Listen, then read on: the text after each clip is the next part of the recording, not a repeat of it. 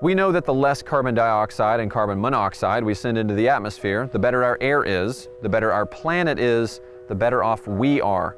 The combustion of fossil fuels such as gasoline and diesel to transport people and goods is the second largest source of CO2 emissions, accounting for about 31% of total U.S. CO2 emissions and 26% of total U.S. greenhouse gas emissions. This includes cars, trucks, planes, and trains. Each industry is out to reduce the carbon impact on the planet. For the automobile, the internal combustion engine was one of the most important inventions of the 20th century.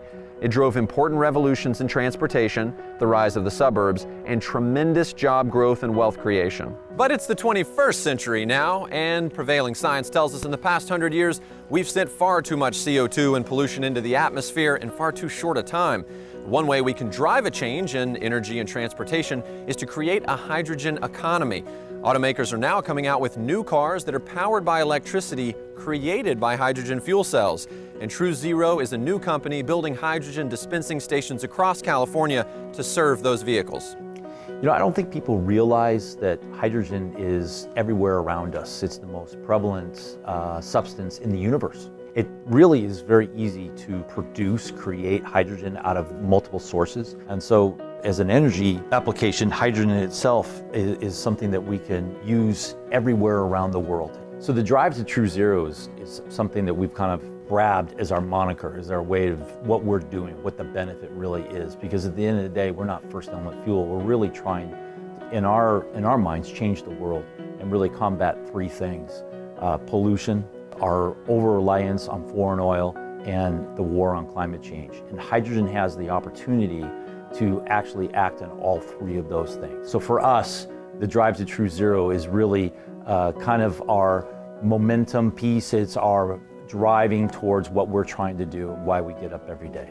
California is actually putting public money into the development of the first 100 hydrogen fueling stations for vehicles.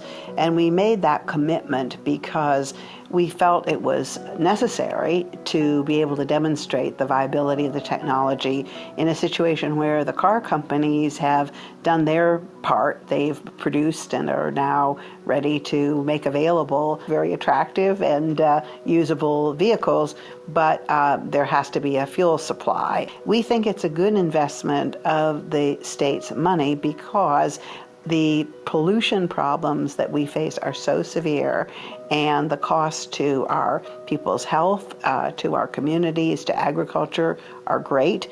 And the benefits in terms of being friendly to advanced technologies have also been very helpful to California, because now we literally have countries and regions around the world coming to us and trying to learn how we were successful in bringing our levels of pollution down. Well, there's a long history in California of supporting clean energy technologies. It has led to a very significant improvement in quality of life and in actual health, because we have invested in these clean energy technologies. On the stationary power side, I'm very excited about innovations in stationary fuel cells that will enable widespread use of solar and wind power. On the transportation side, the introduction of hydrogen infrastructure, I think, is the key. Hydrogen infrastructure must be installed sufficient for consumers to use fuel cell vehicles just like they use their vehicles today. Because I think people will see that the fuel cell vehicle can meet all of their demands in a way that's not only the same, but better than their gasoline vehicles. So, if we want to make transportation sustainable, we absolutely must invest in hydrogen and fuel cell vehicles. So, will a few cars and a handful of hydrogen charging stations actually make a difference? How are we really going to help the environment? Look, every journey begins with a few steps. And in this case, yeah, a handful of cars, some open-mindedness about our future, and now the reliable dispensing stations we need to make it all work.